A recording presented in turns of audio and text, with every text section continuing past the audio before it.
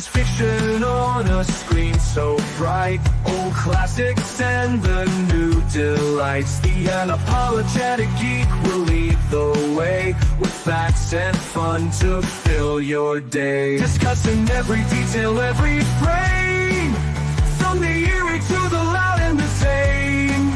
Gig along with all that's great, those Sunday vibes you can't debate. Tug along with the Sunday crew, geeking out is what we do. Giggle on, it's gonna be great. Don't be late, let's celebrate.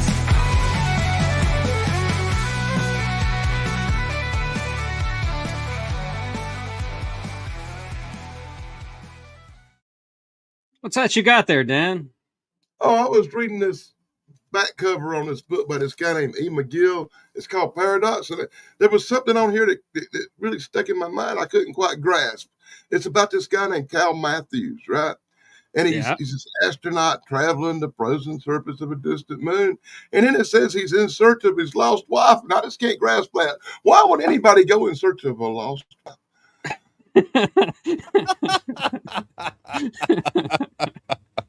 Some of us like our wives. I'm going to read the book and find out why anybody would do that. I liked my wife when we were married. For the most part. Well, I mean... Well, spoiler alert, he has issues, Dan. It's okay.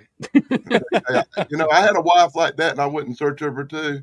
And I found her, and it turned out to be like the biggest mistake ever. I should have let that bitch stay gone. You got to go looking. There's usually a problem. I hope she's watching. I hope she's watching. She spends all her day just watching all the streams that Danny shows up on. You know, that would not surprise me. I have a crazy ex-girlfriend out there that I'm pretty sure stalks me. Yeah, but I think sadly, brother, I have more than one crazy ex out there. Several, in fact. Yeah. Several, yeah. As my mother once told me, "Gee, boy, you can pick them." Mine was proud to get rid of me, so. Anyway, greetings, everyone. Welcome to Tug Chat. I forgot to set a topic, so we're just gonna go and kind of winging it. Yeah. Flying by the seat of our pants. But first, if you don't know what me and Dan are talking about, we're talking about a book called Paradox. It's a great book. I have a lot of copies over here in a box. Sure you do. I've got a copy in the other room there. Yeah. You can find it on Amazon. And if you like sci-fi, which obviously you do, you're here, you should read it. Yeah, definitely. A good book. It was a good read. Yeah. It's the first time I've seen Dan hold up something that isn't a comic book. So, yeah. I got a couple of them I'm going to hold up later. Yeah, cool. I can't open them up and show the insides, though. But you'll see why. Okay. Well, let's say hi to the people in the chat. We've got Vim Vanderstraten, as always. Vim. Sarah's in the chat, showing me that Sarah. she has been a member for almost an entire year. I didn't even know I had memberships for an entire year. Let's see. Mr. Wilkinson is here. Christopher, how you doing, bro? Mr. Wilkinson? Good to see you, Chris. Just Carowin. Just. Carowin the Just. Gary, what's going on, brother? And of course, Indie Spoats, channel member Indie Spoats is here. Indeed. He was nice enough to have read that book. He can tell you it's a good book. Jennifer Warshiniak. I'm going to hope that's right. Greetings. Hello. And that's it for now. But as people come in, I will try to say hi. But as always, I disclaim I'm terrible at the comments. So anyway, what do you guys want to talk about? Well, I had a little something I could actually throw out there. I don't know how good this is, but I was going through the stack of notes and stuff I keep at my desk, and I found this list. It's a list of films, and I shall read them to you. Dead Poets Society, Waterboy, Star Wars, The Wedding Singer, Napoleon Dynamite, The Muppet Movie, Clash of the Titans, Jack and the Beanstalk, I believe that's the Abbott and Costello rendition, and Juno. My question is, what possible context could this list have? Yeah, what That's do my those question movies for you. have in common. That is so If you're playing the game called Which One of These Things is not like the others, I would say Clash of the Titans is like up here, and all the other ones are down there floating in the toilet bowl with a turd. They much. There's wildly so big in quality. swings. Yeah. And that's if you're talking about the original Clash of the Titans and not that cheesy remake. Oh no, definitely the original. I don't talk about the new one. Just All like- I can think of is they're all movies I've seen. I think I was gonna say those are all movies I've seen, so Yeah, I mean, that makes sense. I'm like, They are all- why did I compile this list? I have no idea. Hey, here's one. They are mostly all movies that a female made me see. Oh, yeah, quite a few of those. Yeah, The a couple of them at Titans, least. That's a pretty check. That's like one of the most boy movies ever. Except maybe Juno, but Juno, well, even really? that one kind of. Well, that's a boy movie now. Yeah. Ooh. Somebody had to say it. I call it like I see it. Oh, But literally, I'm reading this and I go, why did I compile this list? This is like I no. cannot for the life of me figure out what those movies have in common. Like, read them one more time. Read them one more Yeah. time. It sounds like a Yeah. game.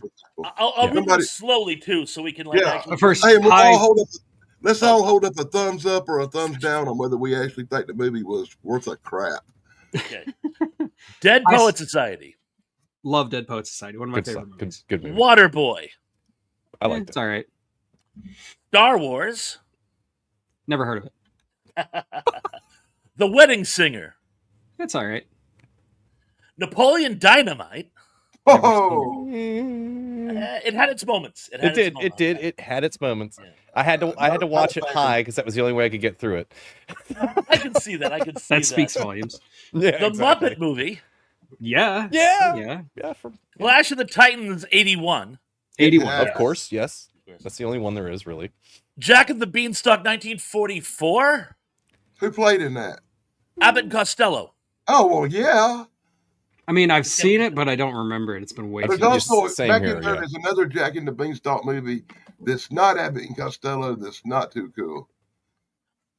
Oh, there've been several renditions. Yeah. Yeah. Oh, and last but not least, Juno. Good movie. That's all right. Why am I drawing a blank on Juno? Somebody tell me something about Juno real quick. Juno's the one. It's about the teenage girl who gets pregnant and can't decide what she wants to do. Oh, God. Now I remember why I don't want to remember it.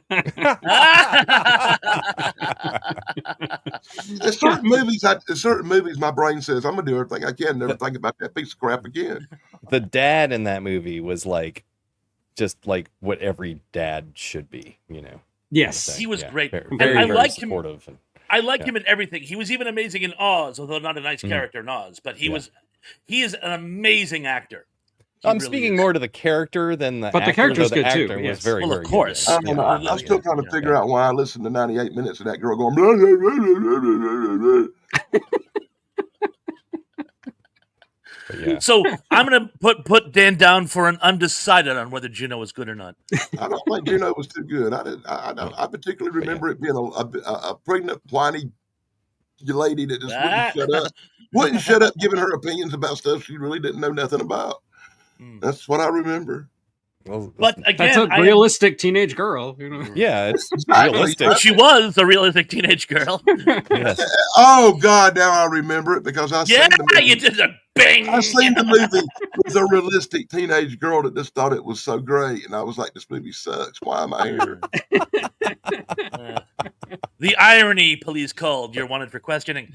But yes, Mac McGuff did do a great job as in that role in that movie. He's good in everything he does, though. More than And once. you're right. He played an incredible father. He played the father all fathers should be. Yeah, More than once in my life, I have suffered the curse of being the one who took the kids to the movies. That means they were picking, so you just wound up at Toy Story 2. What's great is when you're the guy that's taken like 6 kids to the movie.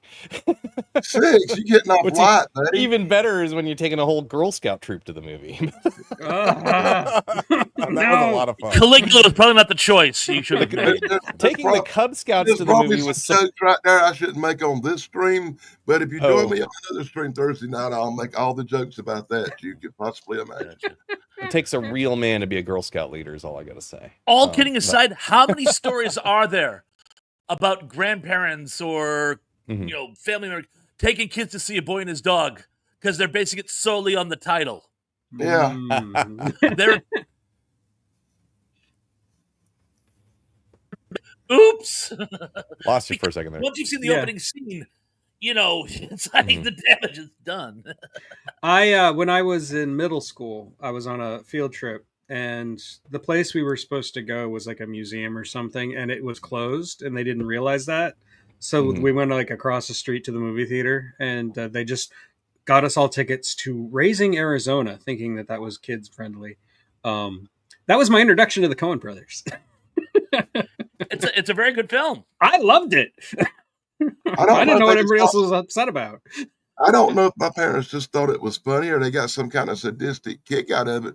But from the time I was 6, 7 years old, they would always pick the most horrible, grossest horror movie they could find to take me to, like The Exorcist, The Incredible Melting Man, the crazy old movie with the thing with the 2 heads running around.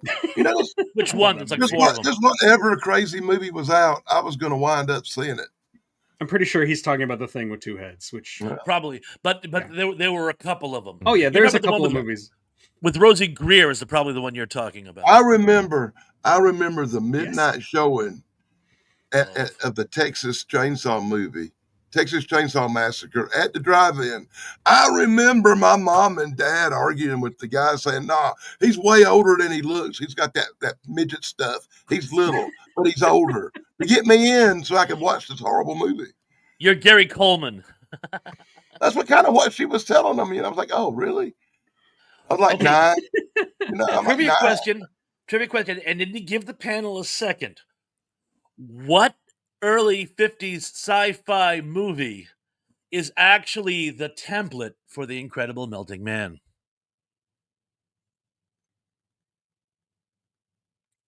I actually saw that movie you're talking about with the old rocket ship and the diseased guy. I just can't think of the dang name of it. I'm actually not Anyone? sure, which is surprising. Early 50s sci-fi is that's my specialty. Yeah, they go to a planet. They get to an old planet, and they're coming back on the ship, and they got the guy locked in a room downstairs or something, and he's turning all a little bit at a time. That does sound I vaguely think they get familiar. back to Earth, and he's still turning. No, that might be another one, but no, there's a specific one, and it's literally the same thing. The ship goes out into space, something bad happens, it comes back, they can't find the pilot, and he's roaming around like Frankenstein's monster. Well, I mean, that's very Quatermass, right? It is very Quatermass, but that's not the one I'm thinking of. It's 'cause also not early 50s. Frankenstein versus the Space Monster, which is another. Svengali just showed that. Actually, I love that movie. I know it's horrible. It's just terrible, but I love it. It's like part beach movie, I part swear I know that movie he's talking about. Hideous Sun Demon. That's another one. Oh, we're getting a lot of honorable mentions. Somebody else things- mentioned Quatermass. There's also this Twilight Zone episode or something like that of an old anthology show There is. where somebody gets something on their hand and they come back. It's kind of like the Okay. Blob. Before like I that one, say it, okay, now Indy, go ahead. If you know the answer, Indy, go ahead and give it. Because he's been very quiet. Bizarrely, Very give the man a respectful. cigar. And I'm sorry, it was late 50s. I said early 50s. I should have said late 50s. Okay. But yes, the first man in space. Have not seen it. It's actually pretty good. It's actually better than The Incredible Melting Man. It's on my list, but I don't think I've seen it yet either. I think I've seen it once or twice a long, long time ago. I don't feel so bad since it's not early 50s. I would have felt bad if it was early 50s because Yeah, that's where I focus. I thought it was 54 for some reason, but I'm 54, 59. The 9s and 4s look similar to me. when have my I glasses trust on. Indy. Yes, and I knew he'd get it. I knew. Of course. Well, Indeed, that it was all. fun. Someone else give us a trivia question that's arcane No, please and don't. poorly worded. Oh,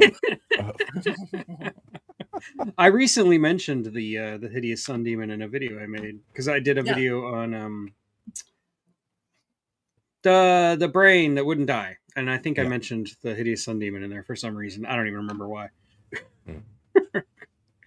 This is weird because the woman who was in The Brain That Wouldn't Die, well, part of her was in The Brain That Wouldn't Die. Yeah, Leaf. She's actually Virginia Leith is her name. Thank you. She's the space queen in Frankenstein versus the Space Monster. Okay, there we go. Full circle. Or parallelogram.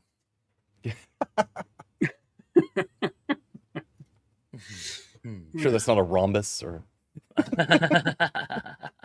trapezoidal. I'll go no more a rhombus with you, dear maid. It was the best I can do on such short notice. Let's see. What else we got? Oh, I don't know if I said hi to Brogu yet. Hello, Brogu. And Slasher Fred. Hello. Oh, but those are both great films. Both Killer Clowns from Outer Space and Think of Another World, of course. Yeah. Awesome movies. Yeah. I don't know why this came to mind a minute ago, but we were talking about something about movies. It was taking kids to movies. That's right. That's where we came in. Yeah, we went to as a class, I think in 8th grade. It may have been 9th, but I think it was 8th grade, to go see Schindler's List in theater. Like hundreds of us. Do you have any idea how many? I think we were in 8th grade. How many kids were crying in the movie theater? Well, yeah. During that? Yeah. I was just. It was like I remember thinking after we're watching it. I knew it was what it was about, kind of, sorta. But I remember while we were watching it, it was like, why would they bring 13-year-old kids to see this movie and think that I remember having to like sign release forms and stuff to go see it, and it's like I get that it was the historic portion of it and why it was important to see it and whatnot, but it was like, weren't we a little young? Were we just a little bit young to be going to that? I remember when I saw Schindler's List. Mm-hmm. I remember sitting in that theater, and I remember the thing about it that made me cry the most was the thought I may actually have to sit through this movie again. I knew it. Oh, I'm gonna guess, Indy. Would that be Ernst von Stroheim? Eric von Stroheim, you mean? I said Ernst. Yes, Eric von Stroheim. For some reason, that name sticks with me. He sounds like a Nazi war criminal, I swear. It does, actually. Mm-hmm. What this No, guy he's a war criminal for making... The guy that helped Hitler escape to Antarctica or something. Which I had to sit through in film school. Greed, for those who don't know, is a 14-hour-long movie. Ouch! My aching took us. The same guy, was it directed by the same guy that made Titanic? No. Eric von Stroheim was actually an original. He still sounds like he was an original. I'll give you that much. Isn't he the one that the old cliche about the giant cigarette holder and the puffy pants? Wasn't that him? Like the archetype crazy German director. He's actually the person they based that on. Probably. Yeah. I don't know. I thought he was. I thought he was one of the guys helping bring Hellboy out the hole. He actually does kind of look like him. Eric von Stroheim is famous for his ridiculous attention to detail. He would make historical epics, and he would force the actors to wear like period appropriate underwear and stuff, even though you don't see it on screen. It still matters. He was He was the first filmmaker to spend ridiculous amounts of money for stuff so you that's not even going to show up on screen. Method actors and method filmmakers now? Or? Yes, he was basically a method filmmaker. I think the key part of what you said may have been meth. Meth head, more like it. Oh, why did the meth head do the hokey pokey? He was trying to turn himself around. I knew you were going to say something like that. Joseph Farnham. Did he have a freehold? Me that Corey's on tonight. I knew Tug would get that. I didn't know how many other people. I knew Tug would get that as another Heinlein fan. That would make such a politically incorrect movie if they made that today. Oh yeah. Oh my God, that would be fun. I'd see it. I would too, but I remember reading it at the time saying, "Yeah, nope, yeah, nope, yeah, nope, yeah, nope." It is a fun book. It's just very controversial. I would say is the nice way of putting it. Mercy. Is that your license KPE. plate? There's a radio station on Cape Cod called KPE, but that's not the numbers. So I'm not sure what. Indy is speaking in his machine language, so no idea. Very good. We got, And a 1001007 to you too. we got a local AM station that plays country music and talk radio like coast to coast, and it's WPIG. Oink, oink, oink, oink, oink. It's time for the news. Oink, oink, oink. I don't trust anything AM. Yeah. And I think Thrash knows why. Good. AM That's blanket. lunch code. Good. Oh, in war games. Indy, your depth of trivial knowledge knows no end. I used to know all for the original Enterprise. I used to know the self-destruct sequences. Now, all I can remember now is the last line. It's 000 destruct 0. Right. I used to know them all though. I used to have the whole thing memorized. You got to say it like Shatner though. 0 0 0 destruct 0. I like the old Enterprise with Archer where they just walked over, opened that little glass case, and pulled a pin. Oh yeah. You Klingon bastard! You I gotta bring killed this up. my son. I bring this up real quick. He brought up Star Trek. I didn't. It's fine. Okay, but I started watching that Strange New Worlds. Remember we talked about it, and I told you the only episode I saw was the cartoon crossover thing that I thought was pretty funny and actually okay. And I didn't know if it was going to be okay or not. I said, well, one night after a live stream, the laptop's out, and I saw it. They just started on a Paramount YouTube channel. They put up like the first season of Star Trek, Strange New Worlds. And I said, well, this is my chance to watch an episode of it and see how bad I hate it. And I watched an episode, and shockingly, I didn't hate it. So I watched told you it was good. I watched another episode, and shockingly, I liked it better. And now I'm up to episode 9, and I've only found one episode that really made me want to throw up. And that was the one about the doctor and his magic garden. And oh yeah, that episode was terrible. Yeah, I was like, who wrote this? Somebody from one of the bad Next Generation episodes must have wrote that. I was gonna say you can go back to the original series and find some really bad ones in there too. So I love this series a lot. I do. I like it a lot. And the girl that plays Uhura is excellent. The Spock character is great. And I'm in love with the Nurse Chapel girl. I really am. The Nurse Chapel is amazing. She's now the best Chapel portrayal of all time. And I love the Gorn. The Gorn are the ultimate enemy. And I'm really liking this show a lot. I'm glad. I'm glad there's somebody else on planet Earth who has seen it that I know. Because I'm the only. Every time I mention it, nobody's seen it yet, and I'm like, ah. Everybody go to the Paramount Plus YouTube channel, and I'm thinking the first 3 seasons just got posted. Cool. And I've only seen the first season. I want to see more. I'm up to episode 9. I started episode 9 in the first season. I do feel Strange New. I'm sorry. Go ahead. I do feel like it's the closest the Star Trek tone has ever gotten to the original series. Well, it's not the original series, but it's trying to be that style, which I really appreciate. Once again, let me thank you for recommending that you go ahead and watch it. Because remember, we talked about it, and you said you should watch it because it's actually good. I said, well, I like the one episode. And then now that I've done it, I took your advice. I love it to death. I do. Good. I'm really happy. I guess it means I have to watch Galaxina now. And I'm not a Sam Kirk fan. I'm really not. Yeah. Wasn't Strange New Worlds one of the incarnations of the Dylan Hunt saga? Strange New Worlds. Actually, remember the Dylan Hunt saga it was the 3 attempts that Roddenberry attempted, at the risk of being redundant, in getting his post-apocalyptic fugitive series going.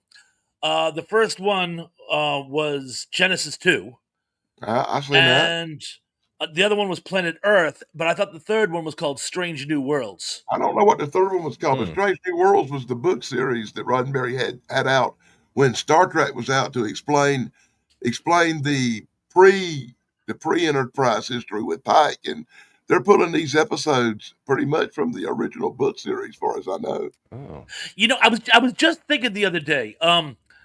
I liked the animated series when I was a kid, and I still think it holds up. And most people, fans of TOS, recognize it as canon, which is pretty impressive because it was a kid show, you know.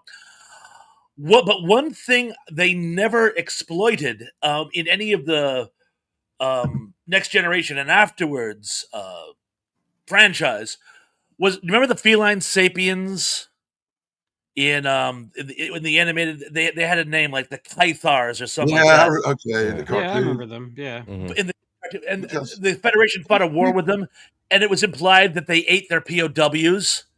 I always thought that that would have been a great thing to have in the live action. I'm guessing the makeup would have been too expensive, maybe, but I wish they had done something with them because I thought that was a great story arc, you know, and how they had much like in Starship Troopers, they have their own breed of empaths, but they're like a whole Mhm. different caste. And they're these like mangy sort of like wizened creatures because what their powers like basically kill them. Right. I thought that would have made a great story arc, but again, live and learn. The That- Gorn are an amazing villain race, by the way, or enemy race, by the way. Have you seen the Strange New World, Gorn? I have not. Oh, Like I said, they do a good job. They They're finally like do a good Jurassic- job. The old Gorn was all slow and fighting with Kirk in the rocks and looking all stupid.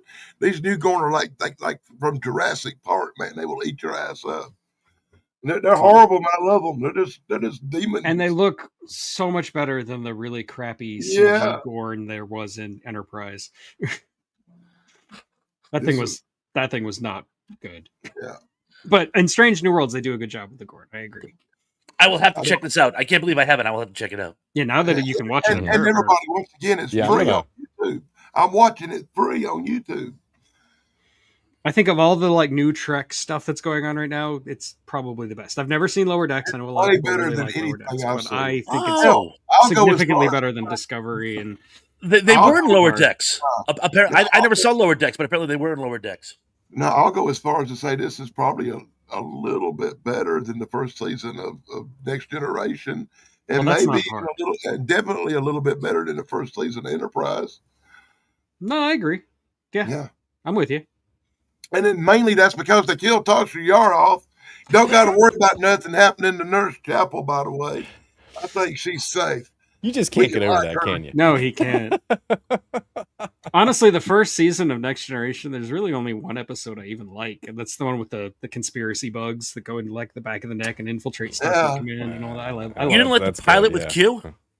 I mean, it is like- good for what it is, but it's like really Pilot. hard to rewatch it now. Like, it's Really? Yeah, it's, it's so it's so hokey. cheesy. Yeah, I haven't seen it in probably 30 years, so perhaps I'm Mhm. remembering it out of nostalgia. Maybe it's not as The- good as I remember it, but The first It's season of about- TNG is pretty. It's got some pretty weak storylines. It's got a couple of good episodes in there. It was enough to keep the show going to where they made a season 2. You know, it drew enough interest. So you gotta give it that, Patrick so. Stewart famously did never unpacked until they announced season 2. Yeah. like he just did not expect the show to. Oh, last. he thought it was gonna flop big time, but Yeah. the Trekkies loved it enough that it started to take off, and And really it found I its think legs. Yeah. I think in TNG really it really got its stride around season 3 and season 4, where it just like, I mean, everything was set. Everything. Agreed. We knew who the characters were, what they did, and their personalities, and they really played into it with a lot of the storylines. So, Oh, come on. I think Star Trek, The Next Generation, really got good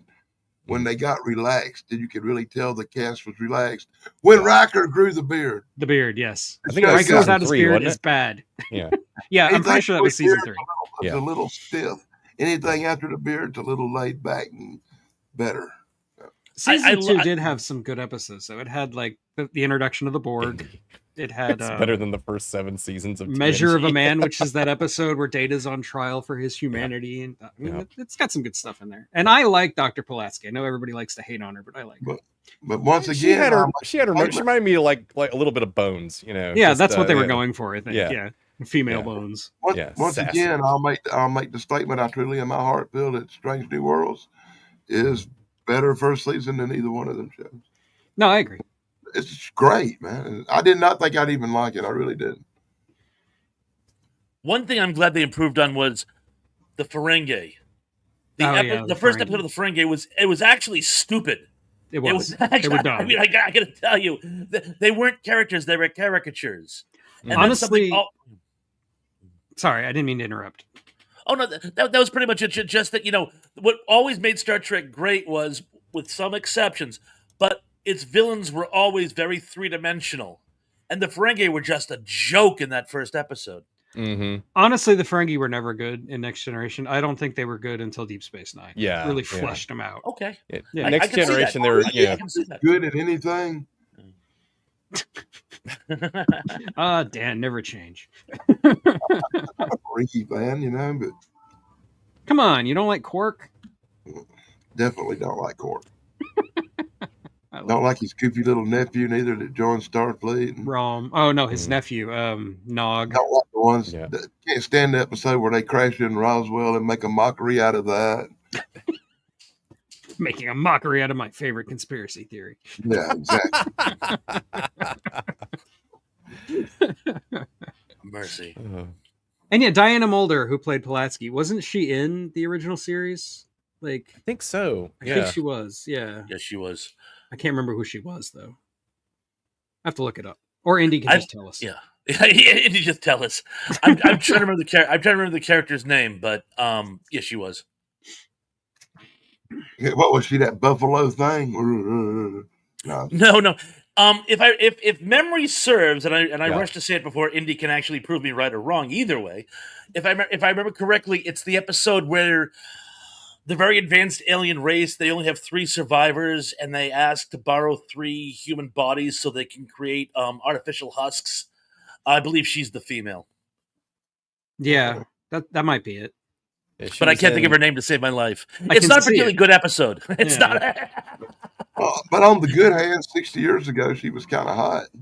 She was in Star Trek Return to Tomorrow was the name of the episode, and is there in truth no beauty? And then in the Next Generation is Dr. Pulaski. So Speaking of the Dylan Hunt saga, original, yeah. she also plays the head of a plantation, a matriarchal plantation in the Dylan Hunt saga, which, yes, for some reason I'm obsessed with. I guess post-apocalyptic fugitive, the fugitive. How could I not be obsessed with it? But, sorry. You keep I was mentioning Dylan Hunt, and my stupid brain just keeps thinking Kevin Sorbo from Andromeda. His character's name is Dylan Hunt. Which I believe is an homage to. Yeah, it is. Dylan I know, Hunt. but still, that's what my brain does. It just immediately Kevin Sorbo. Like, Well, the fact is, I say the Dylan Hunt saga because I think of them all 3 as basically one extension of the same universe. Even though, ironically, he wasn't called Dylan Hunt in the last one because it was picked up by a different network, so they had to make some one discrete of those. changes. Yeah, But he's yeah. still Dylan Hunt. They just call him something else. It's the same character. Well, it's like Shazam and Captain Marvel, Right. or the East Side Kids, or the Dead End Kids, or the Bowery Boys, or the Mercy. Yeah, in what's that Michael Bay movie with Sean Connery? They wanted him to be James Bond, but they couldn't name him James Bond for obvious reasons. So they tried really hard not to even say his name in the movie, which I thought was kind of funny. They do say his name, and it's not James Bond, obviously, but they tried to hide it. They just wanted you to think it was James Bond, Mr. Bonnie Patty. I mean, Miss. which does make it a better movie. Yeah, Hmm. The Rock. Thank you, The Rock. That's the name of the movie. Nicolas Cage, the Ed Harris, Alcatraz. Oh, okay. Not the former wrestler.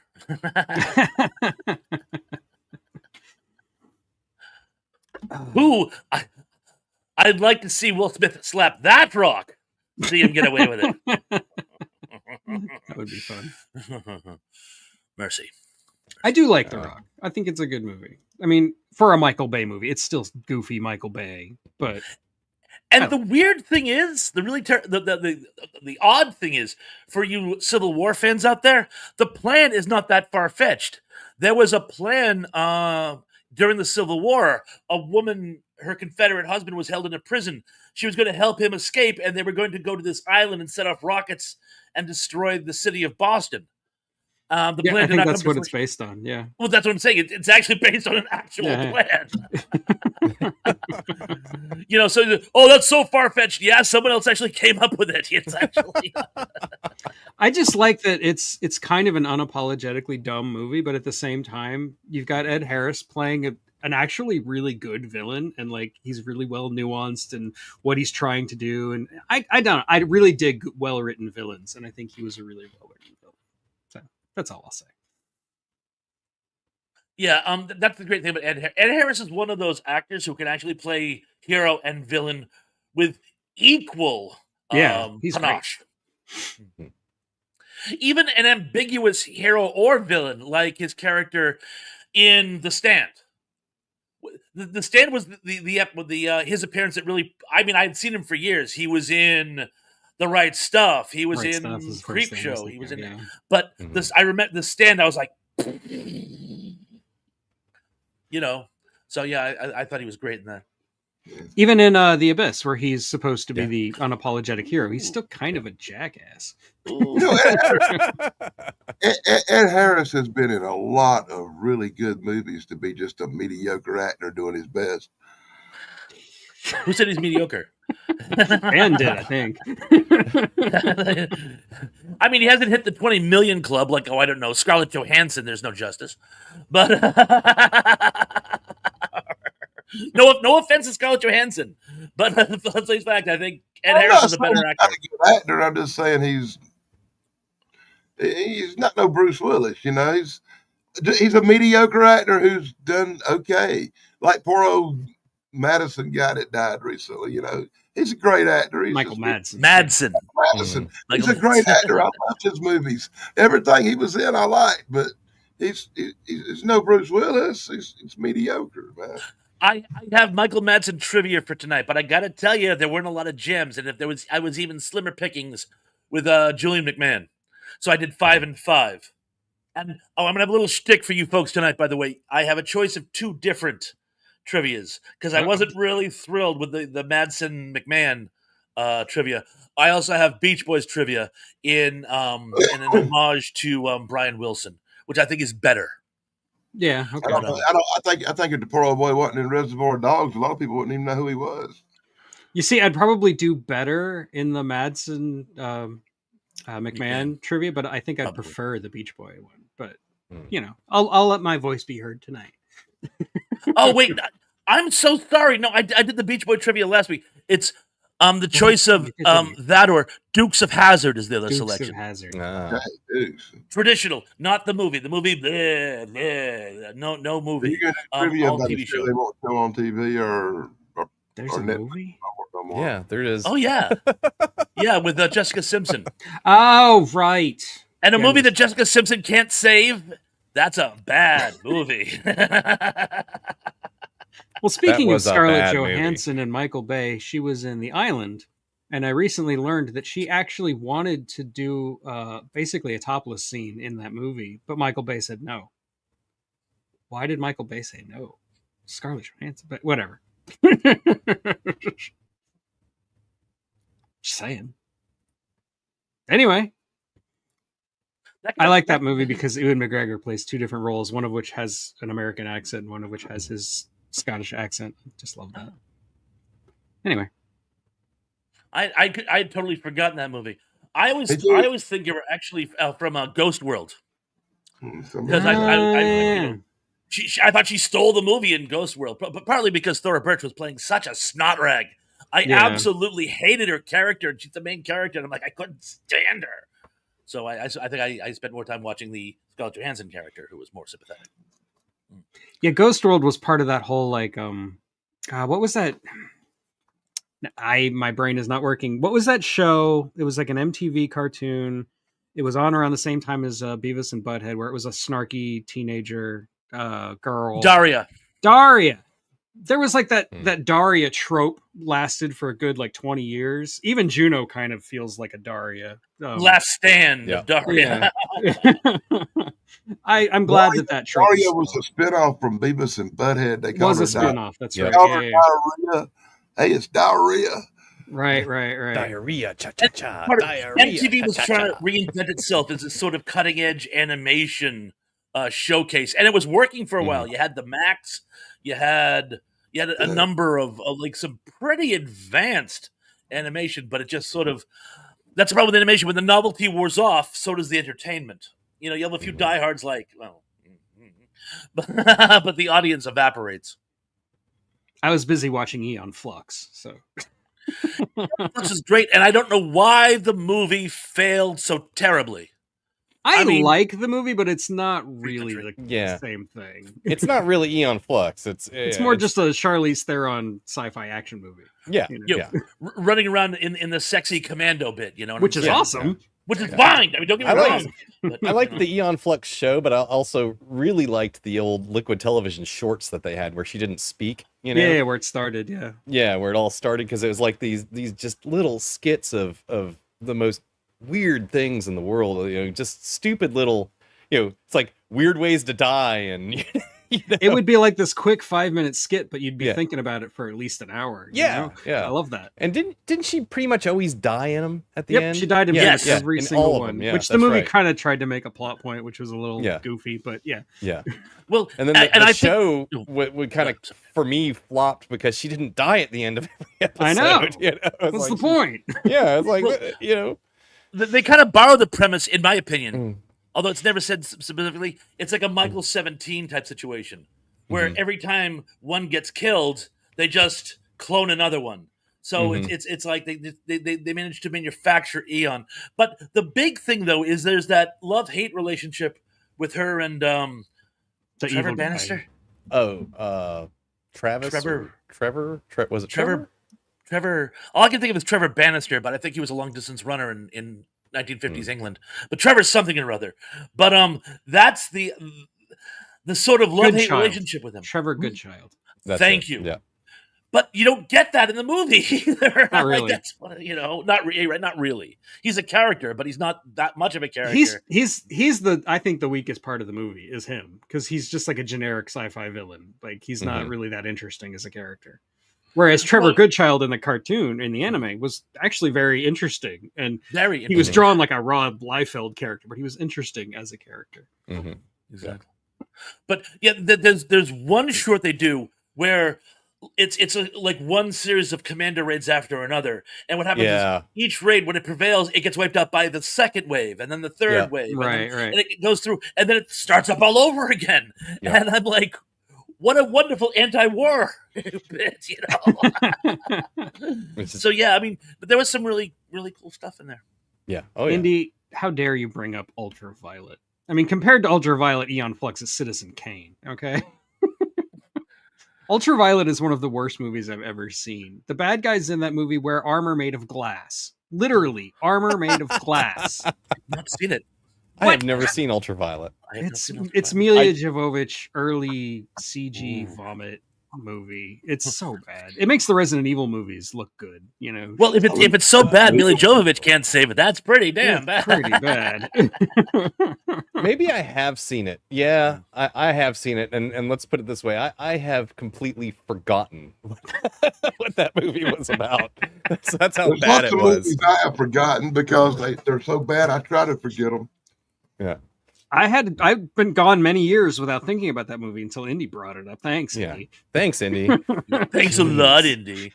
There's one scene where she drives a car sideways on a building. It makes absolutely no sense physically. It's such a stupid freaking movie. Thank you so much, Indy. Were they trying for a tank girl thing where it wasn't supposed to make sense? Kind of, but it was mixed with this Matrix aesthetic from the early 2000s, because every movie was trying to be the Matrix. Oh yeah, they all had bullet cam and stuff like that, or bullet time. Everybody's slowing everything down all the Yeah. time in all those movies. They Doing did that in 3D Wing Commander, rotations and I'm around like, them as they're held in midair. You know. Oh, Wing Commander. Commander. The bad I guys have a in Wing Commander are very similar to that species from the animated series you were talking about earlier. Yes, That yes, ate the war cats. criminals. Oh, Yeah, I wonder if very there's good. I wonder if there's an actual connection there. If it's just coincidence. Maybe the person who did Wing Commander was a fan of the animated series, and That so would make he sense. Yeah. borrowed it. He borrowed it. Either that or the Natasha Kinski movie, which is a totally different type of cat person. Yeah. That's my old joke. Why did the cat person cross the road? You'd rather not know. That reminds me, I've got to download Catwoman from the Moon. Again, totally different Catwoman. Yeah, completely different kind of Catwoman. Yeah, I saw that movie when I was like 16. I'm like, even at the time, I go, this is such a raunchy movie. And I lived for raunchy movies when I was 16. I was your typical teenage depravo. And even I went, you know what? Ew. Indy says it was chasing the chicken. That's a good plan B. Yeah, I think I have no comment on that bad movie thing. Green Hornet is terrible. I'll give you that. But I own Howard the Duck, and I'm not going to apologize for it. I own Howard the Duck too, and I won't apologize for that either. I had my oldest watch that with me, and she thought it was weird. What was it? Seth You said you like it? I actually liked that movie. I thought it was entertaining. I thought it was Howard the funny. Duck? Yeah, it No, was he's talking entertaining. about Green Hornet. I can't stand Howard the Duck. Oh. I never liked Howard the Duck. But I'll tell you what, I have a little bit more respect for Howard the Duck now after sitting through the Blue Beetle. Because once you have sat through the Blue Beetle, no matter how bad any other movie is, it has moved up the list. Because Good Blue job, Beetle, Danny. It only took 46 minutes. You did a good job. The Blue Beetle is the sludge that crawls around at the bottom of a list of bad movies. It's everything you hate about a movie. It's the worst superhero movie that ever existed. Whoever, the director, the writers, and everybody responsible for this movie should be flogged. They should suffer physical pain, as I suffered having to watch it. You good? Okay.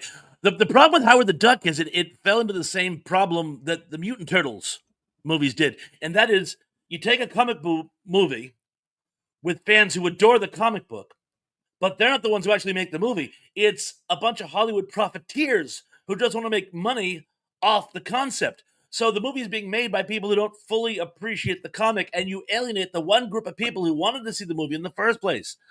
The Howard the Duck comic was actually really good. Mm-hmm. But they throw that out the window to make this silly rom-com movie. Oh, Dan, you don't like the Howard the Duck comic? I think whoever found the Howard the Duck comic any more amusing than a Tom and Jerry comic book is probably a little problematic. Now, I haven't seen Blue Beetle, but I would definitely argue that one of the worst superhero movies of all time is Batman and Robin. It's pretty bad. You figure George Clooney says the only movie he is ashamed of having made is Batman and Robin. And this is the man who brought us Return of the Killer Tomatoes. Mm-hmm. All I can say after the Blue Beetle, Batman and Robin is a goddamn old classic, boy. How did I know he was going to say that? That's a Superman movie with Richard Pryor. I might have to see the Blue Beetle just to see how bad it was. No, you cannot comprehend how bad it is till you see it. Okay. Because there's some really bad.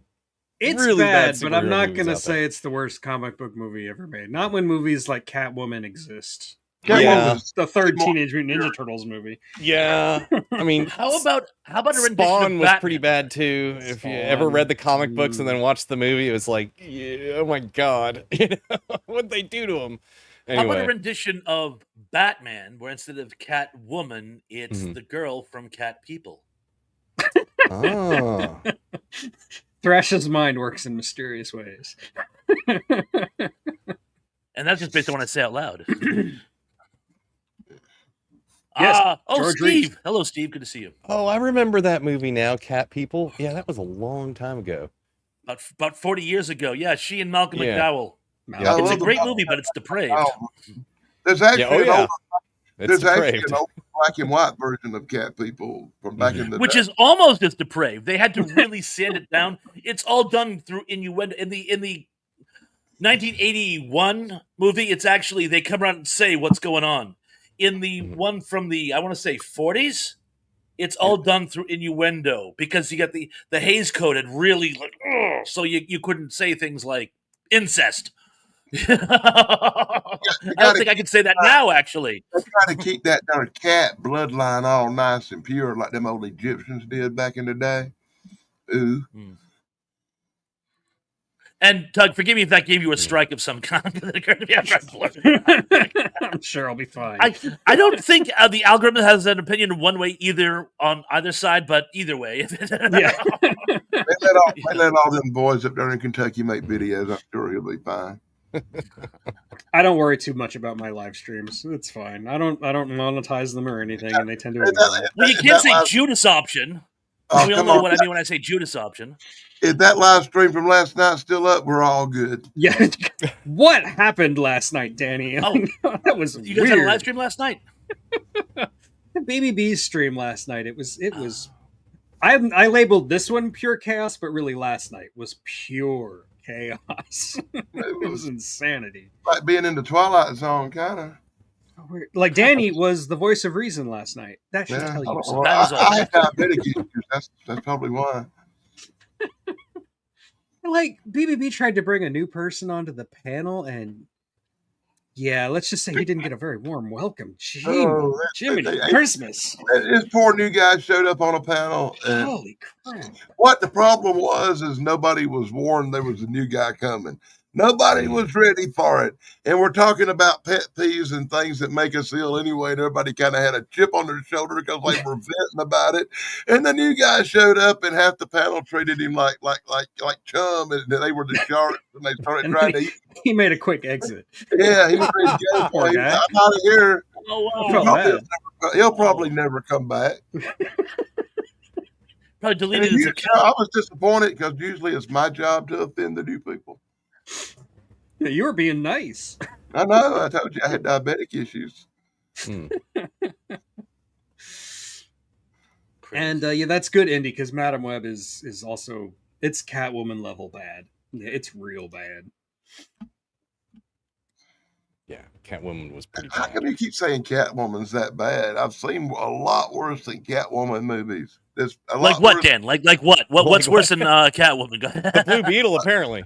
The Blue Beetle. Oh, you really want to talk about bad? Check out that Invisible remake where the guy don't drink a potion. Come on, man. You need to stop bad-mouthing that movie. I like that movie a lot. He's wearing a goddamn... He becomes invisible by wearing some kind of computerized latex condom.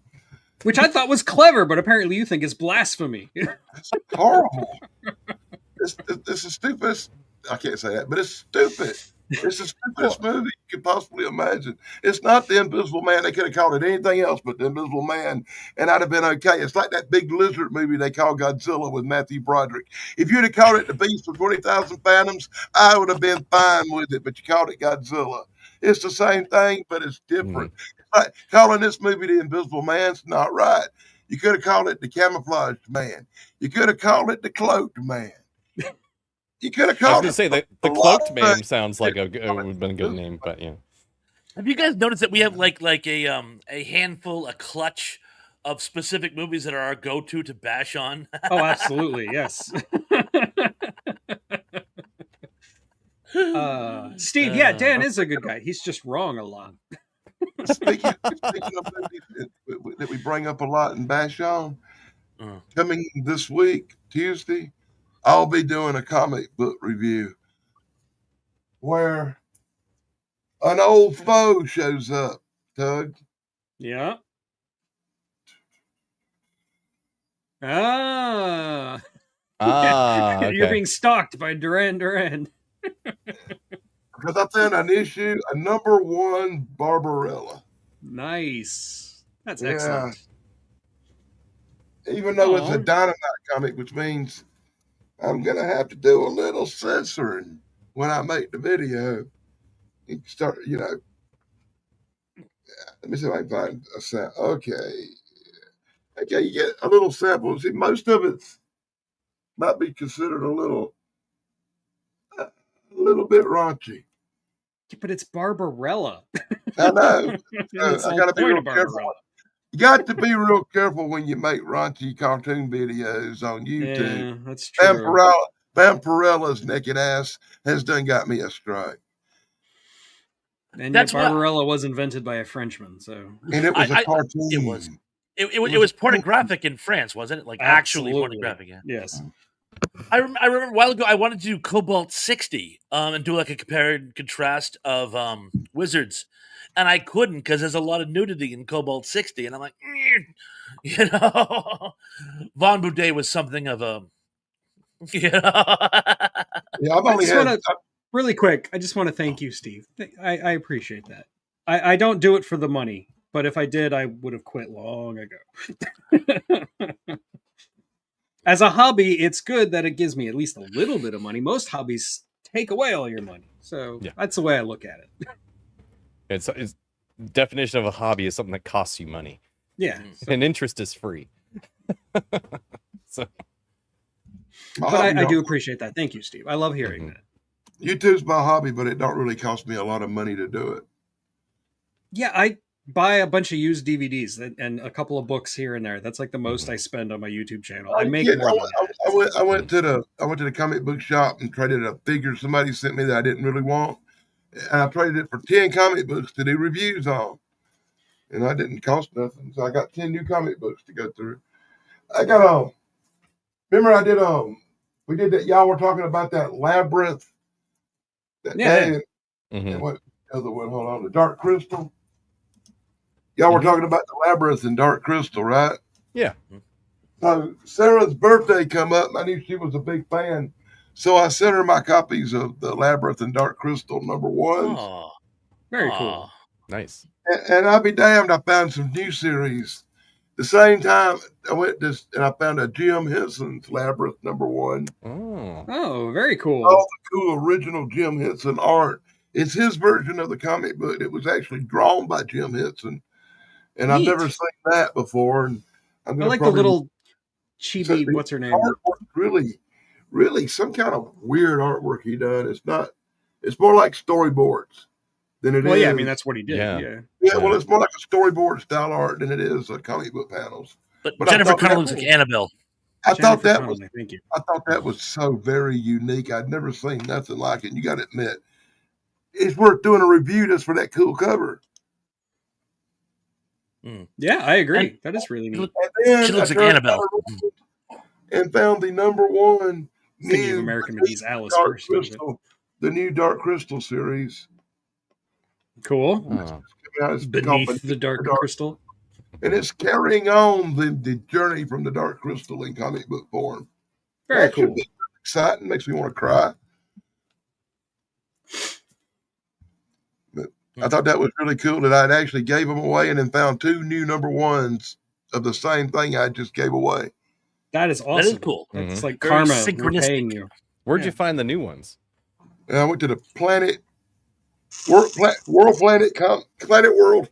Comics in Anderson. Oh. Well, I don't know if we can afford to go to another planet. Yeah. but okay. It's got some stuff you don't want. They'll let you trade it, like action figures and stuff. Mhm. Nate wants to know who the artist on the Dark Crystal is. Um, And hi, Nate, by the way. Channel member Nate. Space Time and Nathaniel. That's a Brian Aldiss. Yeah. somebody named Adam Smith. He's an Sounds like a pen economist. name. Oh, yeah. It was drawn by an invisible hand. Sorry. For the 5 people who get that joke. Hey, I was a business major for 3 semesters.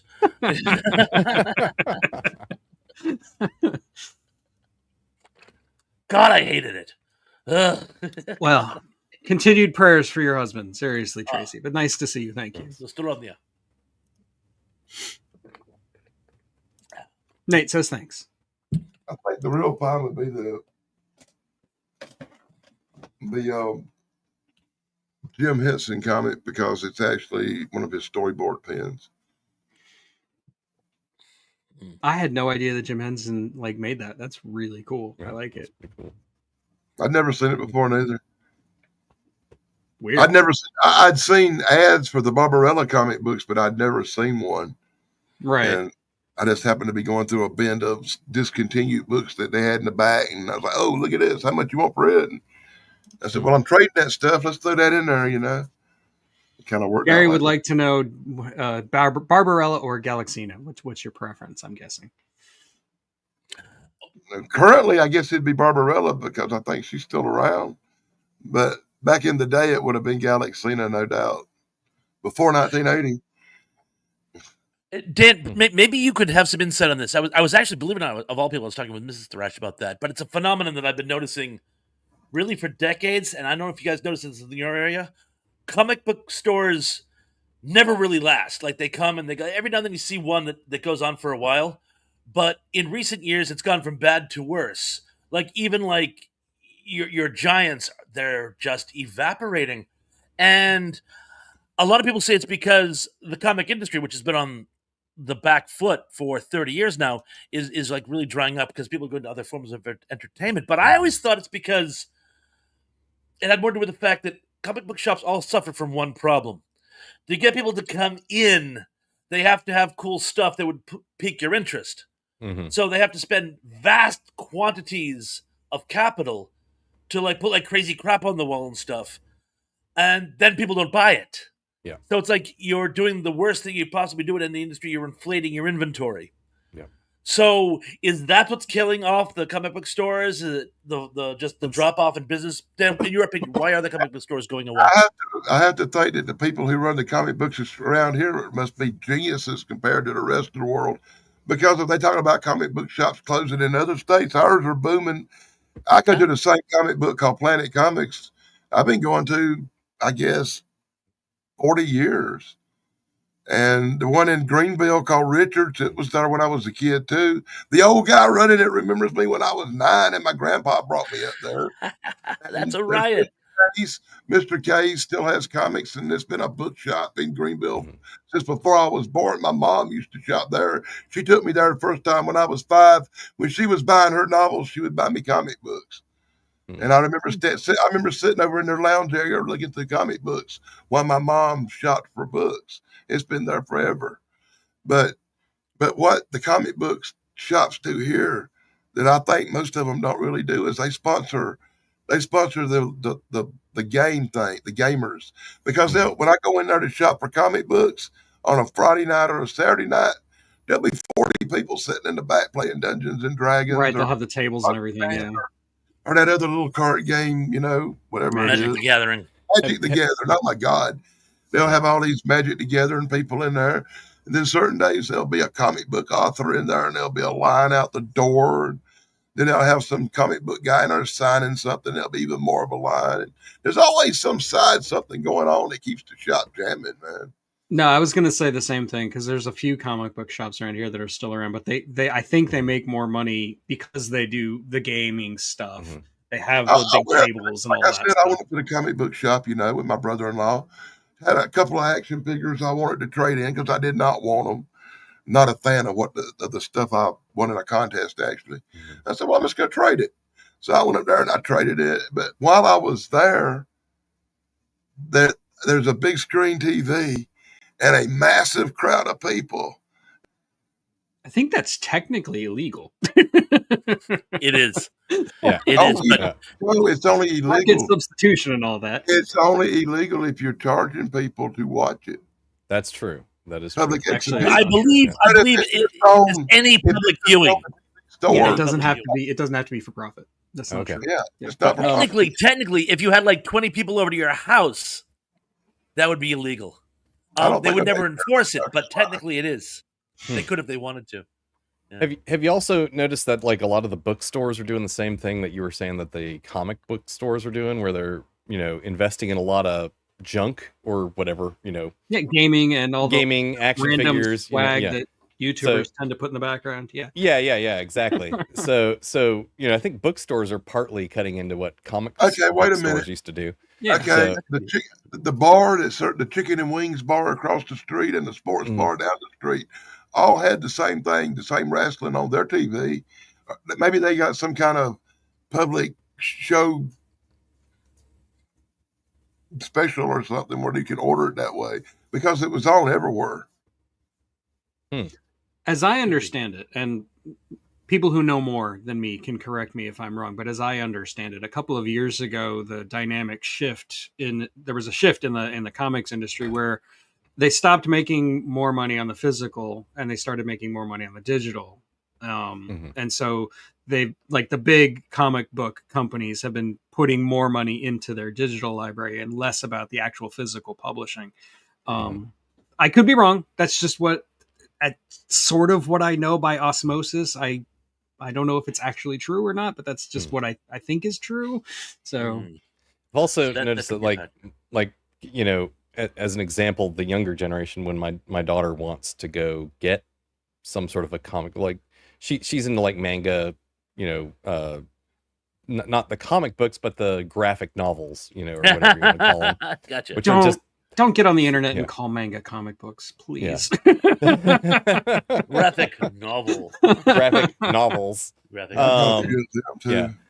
So, well, they're not in the same format. They're a much smaller book and they're thicker, sometimes they're in black and white, sometimes they're in color, depends, but she's kind of into those and she'll want to go to a bookstore for that. So we'll go to Barnes and Noble or whatever. And then she'll want to buy some sort of trinket that's there too, She never says, hey, let's go to the comic book store that we went to one time, the comic book and game shop place around the corner, because she just wasn't that into what they had, so it could just be that one place. But, I just think that some of the demographics have changed as far as who carries what and who has what and where the kids want to go, Well, once again, I call it the comic shop, but the place I go has a whole side with tables and stuff set up where they do the gaming and stuff. Yeah.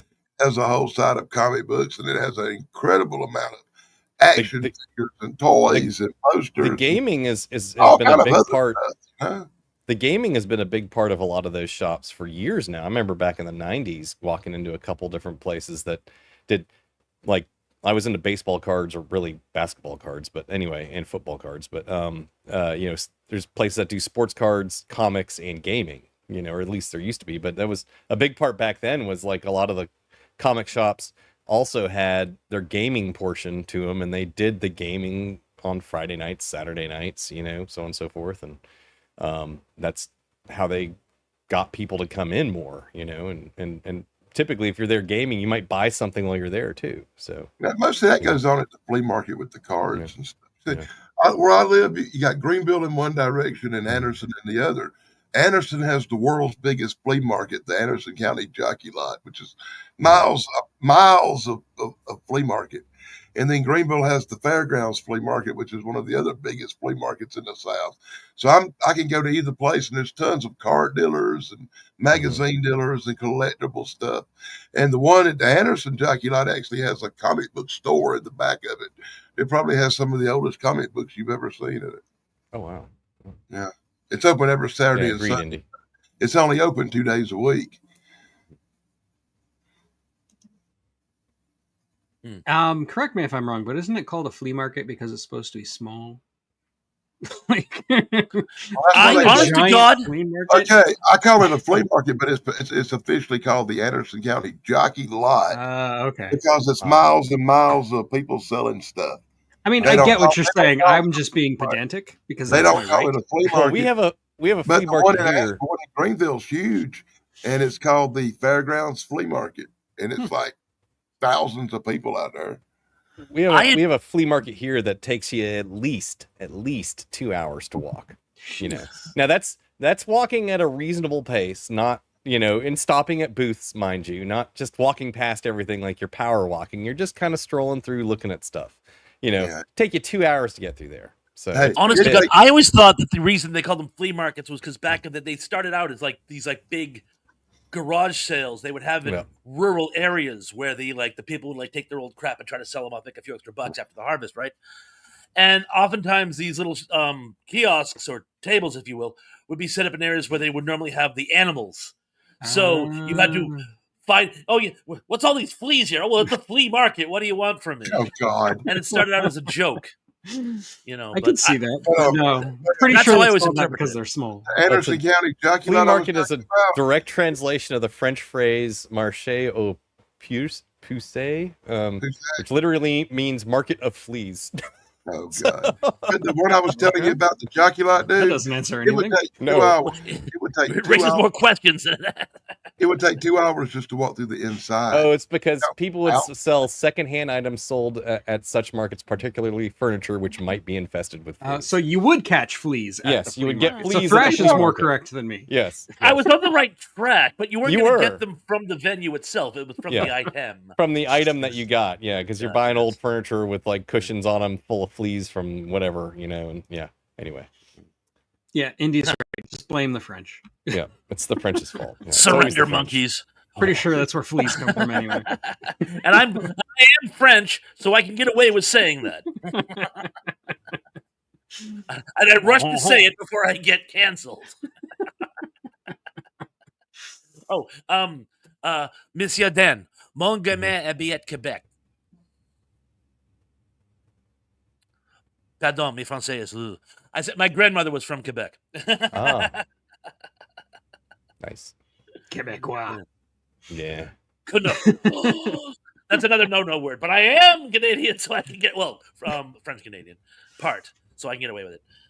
I'm really pushing the envelope today, huh, guys? You're just a man of the world, so that means you can insult everybody. I'm very cosmopolitan. I'm very cutting edge today. I'm controversial.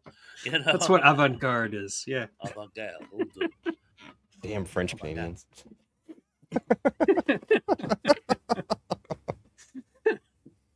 Almost did a spit take.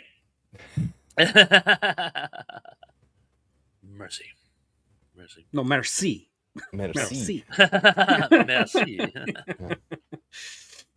I recently had to pronounce a really difficult French name for one of my videos. Now I can't remember it. It was La Galois, but I said the whole name and it was like 4 different names. It was like Julian something La Galois. Yeah, it took me forever to learn how to pronounce it. I got a bottle of wine in there from France, but I can't pronounce the name. It says something like "fussy pussy." Chateau Santé Poussé. Oui. That's the one. That was just a wild guess. I'm just Shadow the stinky pussy. My grandmother ate the couch. That's what I said.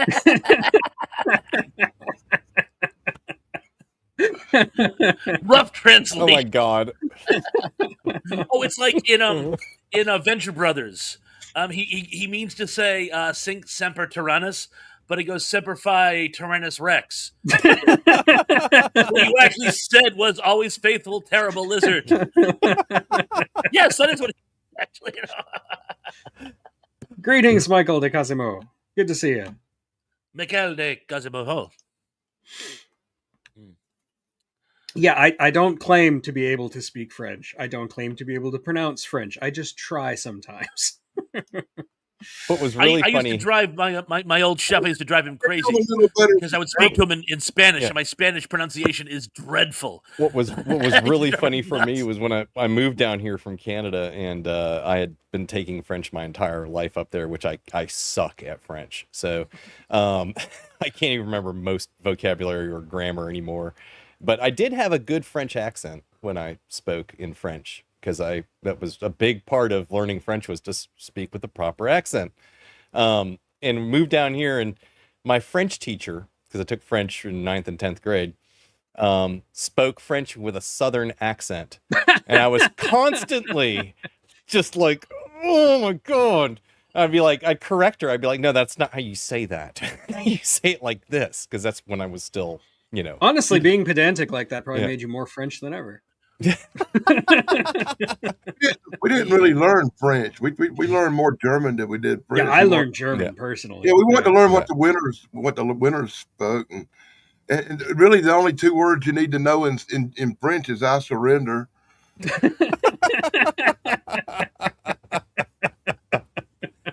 Well, I decided to take French because I'd already learned most of the French, and at the time. So of course you don't use it, you lose it, and nobody around here speaks French, so I've lost it. I can't friggin' speak French anymore. But anyway, one of the funniest things is at the restaurant we used to get a lot of customers in the summertime. They would come over from Europe on vacation, and some of them, when they spoke English, would speak it with this pronounced English accent, and it would like really throw you off. They'd be like, "Is this guy?" They'd like say something in Dutch or German, and I'm like, "I'm sorry."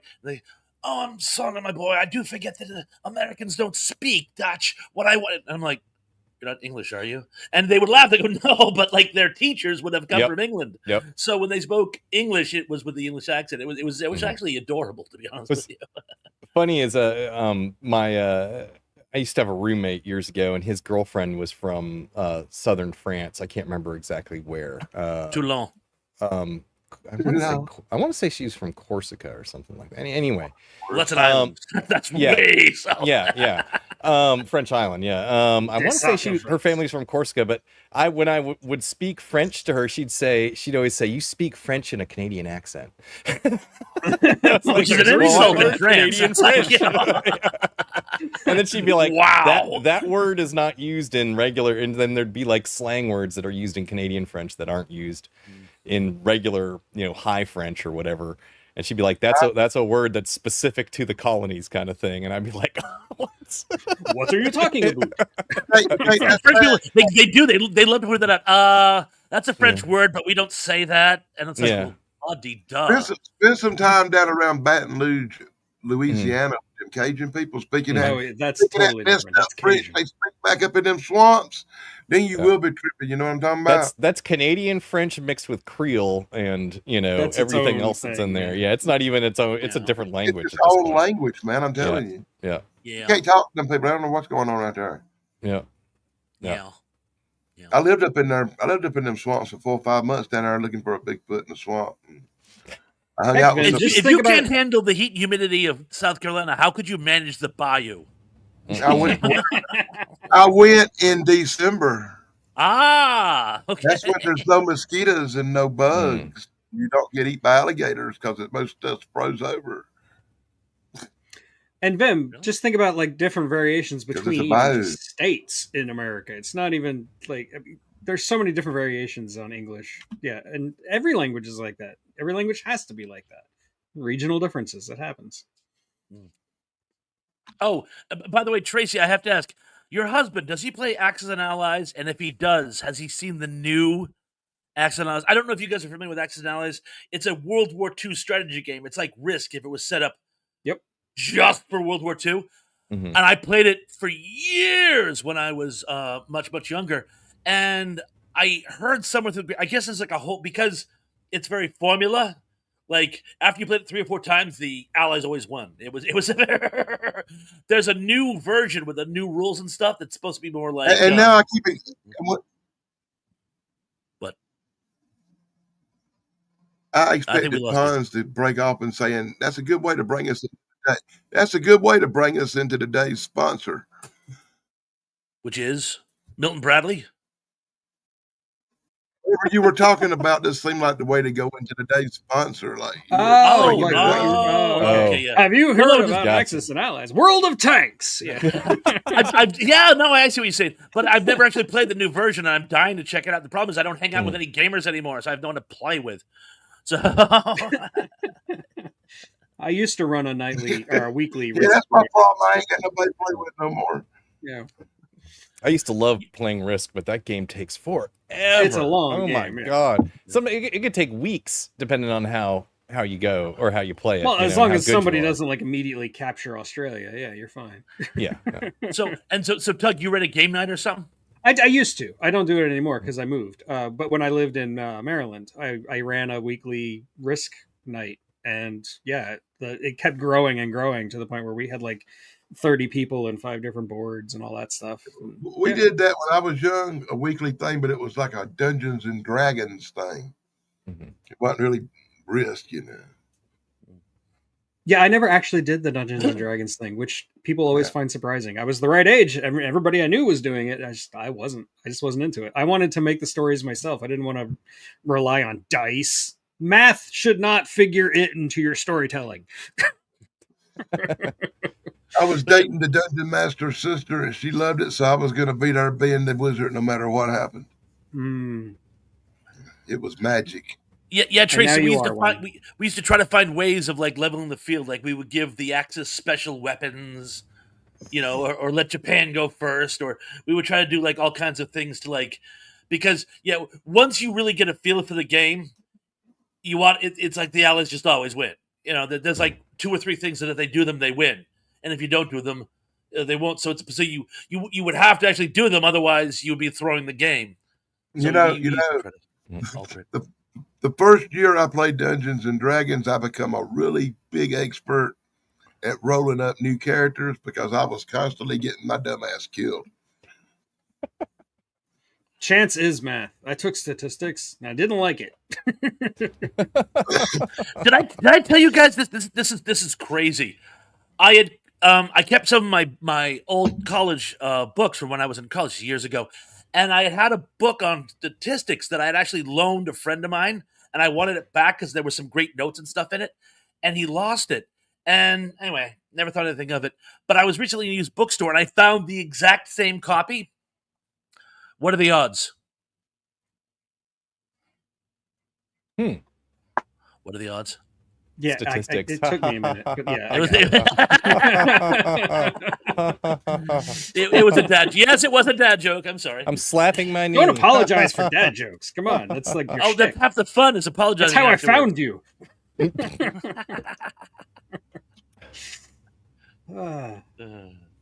There's one guy on TikTok who every time he tells a dad joke, he goes, "That's not funny."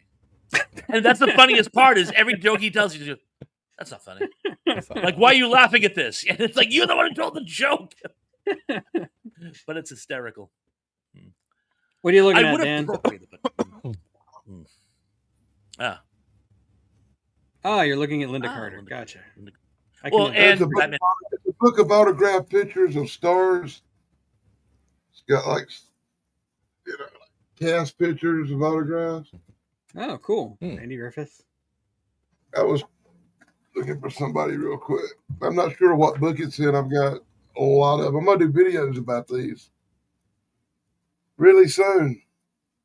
Good. More videos. Yeah. I always got to have videos. Dude. Exactly, Boom. Who doesn't want to have Linda Carter? Yeah.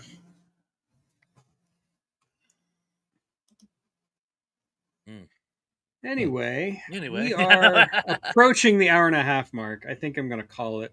But this was a fun, just hanging out. I'll have a topic next week, I promise. I don't know what it is yet, but we'll figure it out.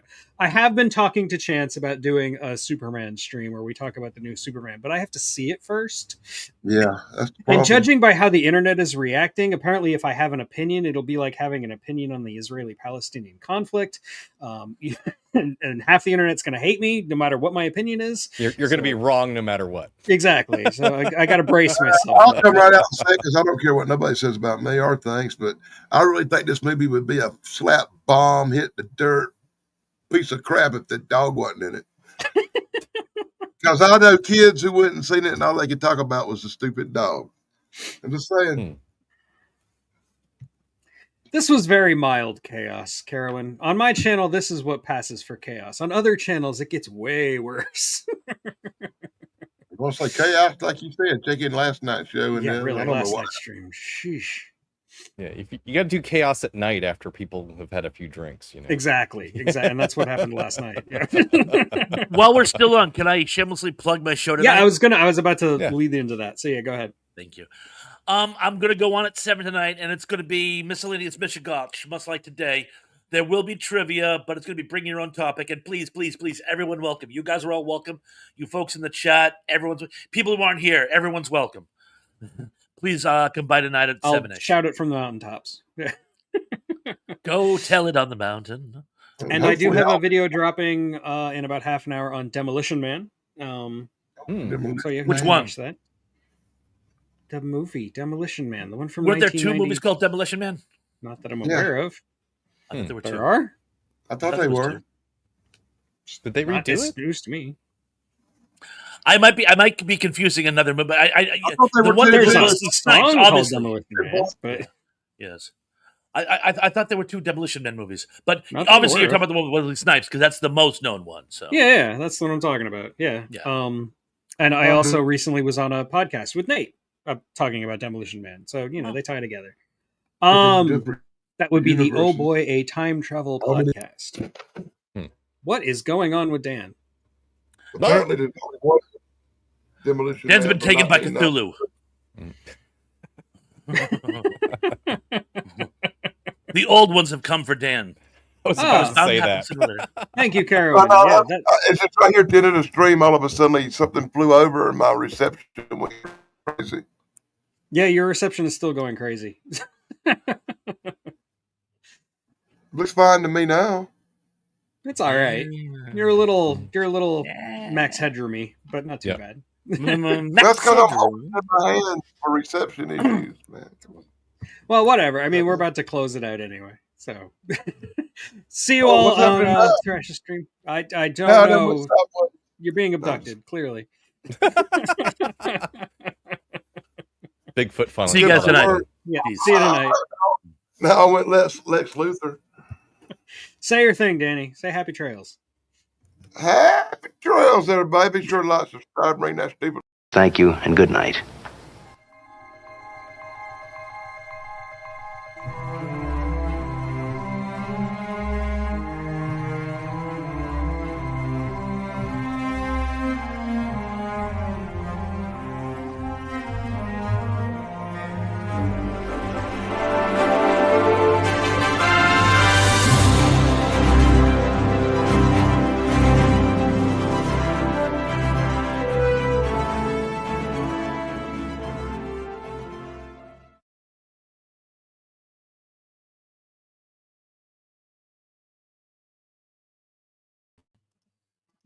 Yours is such an